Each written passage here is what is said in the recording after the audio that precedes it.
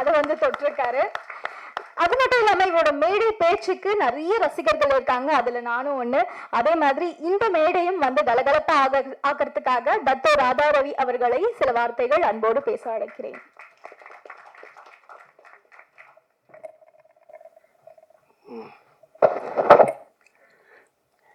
இங்கே கூடியிருக்கும் என் குடும்பத்தை சேர்ந்தவர்களே, பத்திரிகையாளர் சகோதரர்களே, என்னை வாழ வைத்துக் கொண்டிருக்கும் யூடியூபர்ஸ், மேலும் இந்த இடத்தை அளித்திருக்கும் நிர்வாகத்திற்கும், எங்களெல்லாம் படத்தில் போட்டு அழகு பார்த்து ரசித்து கொண்டிருக்கும் அன்பு சகோதரர் ராஜேஷ் அவர்கள்,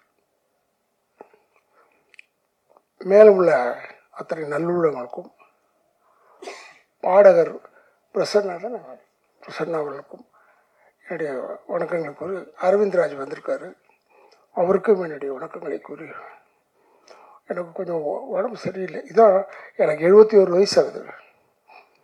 ஒரு 10 வருஷத்துக்கு முன்னாடினா எனக்கு அவ்வளோ தெரிஞ்சிருக்காது. இருந்தாலும் ஃபஸ்ட்டு டைம் இன் மெட்ராஸ் நான் ஸ்வெட்டர் போட்டுட்டு சுற்றுறேன். எனக்கே புரியல என்னடான்னு பார்த்தா ரொம்ப குளிருது எனக்கு. பார்த்தா ஃபீவர் எனக்கு. இதெல்லாம் வச்சுக்கிட்டு சாமி நான் கூப்பிட்ட பிள்ளைய எப்படிப்பா போகிறது அப்படின்னு யோசனை பண்ணேன். இருந்தாலும் சரி நீயே வண்டி அனுப்புன்னு அவன் தலையில் கட்டி விட்டேன். அதுக்கும் அனுப்பிச்சிட்டான் வண்டியை வேறு. என்னடா வந்தே ஆகணும் போல இருக்க இப்போ நம்மன்னு சரின்னு வந்துட்டேன். பட்டு I know is a very good music director. ஏன்னா அதில் அந்த கடைசி தொட்டால் நானும் அவளும் இந்த பாட்டு இவர் பாடியிருக்கார், பிரசன்னா பாடியிருக்காரு. அதில் நானும் ஸ்ரீஜா அவர்களும் நடித்திருக்கிறோம்.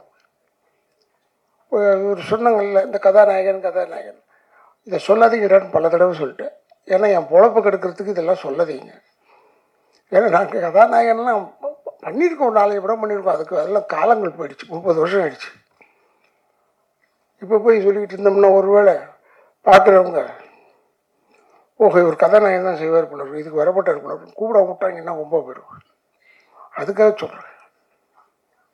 மேலும் இந்த பாட்டை காமிச்சார். ஒரு பாடலுக்கு இவ்வளோ தூரம் யாரும் ஒரு சகோதரர் சொன்ன மாதிரி ஒரு பாடலுக்கு ஒரு முக்கியத்துவம் கொடுத்து அது வெளியீட்டு விழா, அதற்கு நண்பர்கள் பத்திரிகைக்காரர்கள் எல்லாரையும் கூப்பிட்டு இப்படி செய்கிறதுன்றது நான் வாழ்க்கையில் முதல் தடவை பார்க்குறேன். எனக்கு 50 years ஆஃப் சர்வீஸ் இருக்குது சினிமாவில். 50 years நான் பார்த்ததே இல்லை. எனக்கு புரியல. என்னை கூப்பிடும்போது கூட என்னடா எதுக்குடா கூப்பிட்றான் நான் கேட்டால் ஒருவேளை கடைசி தோட்டாக்காக கூப்பிட்றானா கேசு அதை முதல்ல பண்ணிட்டுமே அப்படின்னு நினச்சிக்கிட்டு இருந்தேன். கடைசியில் பார்த்தா ஒரு பாட்டுக்கு வந்து பார்க்கணும், ஆச்சரியமாக இருக்குது. ஏன்னா அவனுக்கு வந்து நல்ல மியூசிக் டைரக்டர். அவங்க ஃபேமிலியை பாருங்கள், எல்லோரும் அவங்க சிஸ்டர் ஆகட்டும் ஒய்ஃப் ஆகட்டும் எல்லோரும் வந்து சப்போர்ட் பண்ணுறதுன்றது உண்மையிலே பெரிய விஷயம். எல்லாருக்கும் இப்போ கூட நான் அரவிந்த்ராஜோட பேசும்போது சொல்லிகிட்டு இருந்தேன், என் வீட்டில் இதெல்லாம் நவர மாட்டுறாங்க, கூப்பிட்டா வரவே மாட்டுறாங்க. ஆனால் இவங்க முன்னாடி நின்று, ஏன்னா நான் ஷூட்டிங் டைம்லேயும் பார்த்துருக்கேன் கொடைக்கானலில், அது மாதிரி ரொம்ப ஒரு பிரமாதமாக பண்ணக்கூடிய அன்பு சகோதரர் ராஜேஷ் அவர்கள். அவர் கண் வேறு பெருசாக இருக்கா, அதில் வேறு அப்படியே குடிஞ்சு பார்ப்பான், வேறு பயமாக இருக்கும். என்ன எதுக்கு பார்க்குறான், 2 நாள் அதிகமாக வேணுமா எப்படி, இல்லைன்னா இப்போயே ஓடிட்டு போயிடுறான்னு சொல்கிறானா. ஏன்னா 5 நாள் கேட்டு ஒரே ஒரு நாள் ஒர்க் பண்ண வச்சு அனுப்பிச்சுடுவான். அந்த மாதிரி ஒரு நல்ல அற்புதமான ஒரு எல்லாம் தெரிஞ்சவன். ஆங்கிலத்தில் சொல்லுவாங்க jack of all trades and master of none சொல்லுவாங்க. இவங்க வந்து எல்லாத்துக்குமே மாஸ்டர் தான், எல்லாத்துலேயுமே மாஸ்டர் தான். சாணாதான் வெரி நைஸ் ஆஃப் ஹிம். அவருக்கு நான் உண்மையிலேயே பாராட்டுறேன்.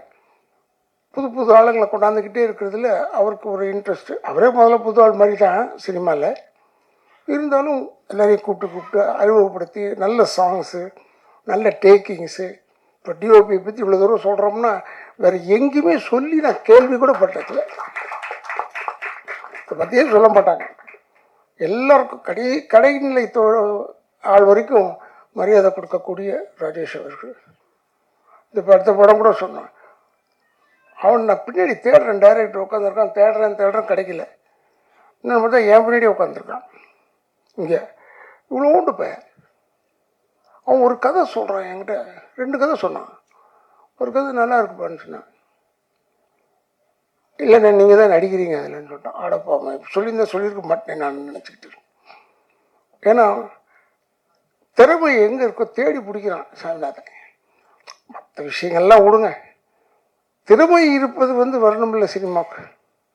நம்ம பொண்ணவங்களாம் வரணும், சின்ன பசங்க எல்லோரும் வரணும். இந்த பின்னாடி ரோலில் ஒரு 3 பேர் உட்காந்துருக்காங்க, ஒருத்தனையும் தெரியாது யாருக்கும். அவங்க தான் எடிட்ரு, ஒருத்தர் வந்துக்கு டைரக்டரு, இப்போ இப்படி இருக்காங்க ஒரு டீம். அருமையான டீம் இது பாராட்டுக்குரிய டீம். நான்லாம் அவங்களோட நடிக்கும் போது யாருக்குமே எந்த தொந்தரவு கொடுக்க மாட்டேன். ஏன்னா நான்லாம் தொந்தரவு கொடுக்க ஆரம்பித்தா ரொம்ப கஷ்டம். அதனால தான் கொடுக்கறதில்ல. வந்தால் கம்மனு உட்காந்துருக்கிறது, அவங்க எப்போ கூப்பிட்றாங்களோ போகிறது. ஆனால் அவங்களுக்கும் அது மாதிரி தெரியும்.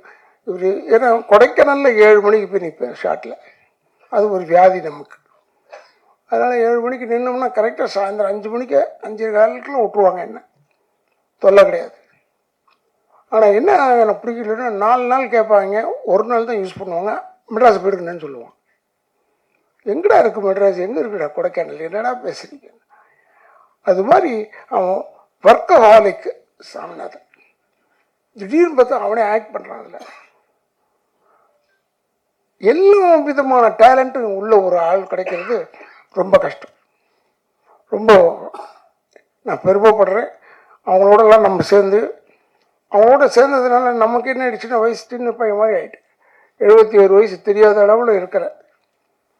ஏன்னா இவங்களோட சேர்ந்ததுனால.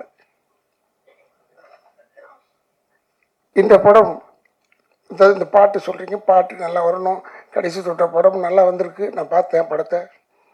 அண்டு அவனுடைய வசதிக்கு எடுத்திருக்கான். அதுக்காக சாப்பாடெல்லாம் போடாமலாம் இல்லை. எவ்வளோ பெரிய கம்பெனியில் சோறே போட மாட்டான். ஆனால் இவன் நல்லா எங்களெல்லாம் கவனித்து கொடைக்கானல் ஆகட்டும், பாண்டிச்சேரி ஆகட்டும், எனிவேர் யூ நேம் இட், எல்லா இடத்துலையுமே நல்ல பெருமையாக செஞ்சிகிட்ருப்பான். அதுக்கு என்ன ஏன் கூப்பிட்டான்றதுக்கு எனக்கு தெரியல. ஏன்னா எனக்கும் பாட்டுக்கு ரொம்ப தூரம், எங்கள் குடும்பத்துக்கு எனக்கும் பாட்டுக்கு சம்மந்தமே கிடையாது. ஆனால் என்னெல்லாம் கூப்பிட்ருக்காருன்னா ஒரு மரியாதை நிமித்தமாக அழைத்திருக்கிறார். அந்த மரியாதையை அதற்காக நான் தலை வணங்குகிறேன் என்று சொல்லி எனக்கு எப்படி ஒரு வாய்ப்பு கொடுத்ததுக்கு நன்றி என்று குறிப்பிடப்பட்டிருக்கிறேன். நன்றி, வணக்கம். ஓகே, எல்லாருக்கும் வணக்கம். எனக்கு இந்த ஆப்பர்ச்சுனிட்டி கொடுத்த producer sir and one chance அஃபிஷியலுக்கு ரொம்ப தேங்க்ஸ் சொல்லிக்கிறேன். இவ்வளோ பெரிய லெஜண்ட் சீஃப் கெஸ்ட் முன்னாடி எங்களோட சாங் ரிலீஸ் ஆகுறதுக்கு ரொம்ப பிளெஸ்டாக ஃபீல் பண்ணுறேன். அண்ட் இது எனக்கு நெக்ஸ்ட் ஸ்டெப்புக்கு ரொம்ப ஹெல்ப்ஃபுல்லாக இருக்கும்னு நினைக்கிறேன். நீங்கள் எல்லோரும் பார்த்துருப்பீங்க. லைக் எங்களுக்கு ஷூட்டிங் டைமில் ரொம்ப நல்லா இருந்தது. ஆக்சுவலி நிறைய பிளேசஸ்லாம் எக்ஸ்பீரியன்ஸ் பண்ணோம். லைக் நாங்கள் அந்த ஒரு ட்ரீ மேலே இருந்தது, அதுக்கப்புறம் ரொம்ப கிரிட்டிக்கலான பிளேஸ்லலாம் போயிட்டு இருந்த மாதிரி இருந்தது. எனக்கு ரொம்ப அந்த எக்ஸ்பீரியன்ஸ் நல்லா இருந்தது. சும்மா வந்தோம் நடித்தோம் போனோம் இல்லாமல் அந்த மாதிரியெல்லாம் எக்ஸ்பீரியன்ஸ் பண்ணது ரொம்ப ஹாப்பியாக இருந்தது. அண்ட் எங்கள் க்ரூ ஃபுல்லாகவே எங்களுக்கு ரொம்ப சப்போர்ட்டிவாக இருந்தாங்க. அவங்க எல்லாருக்குமே ரொம்ப தேங்க்ஸ். அண்ட் டைரக்டர்ஸுக்கும் ரொம்ப தேங்க்ஸ். Thank you so much.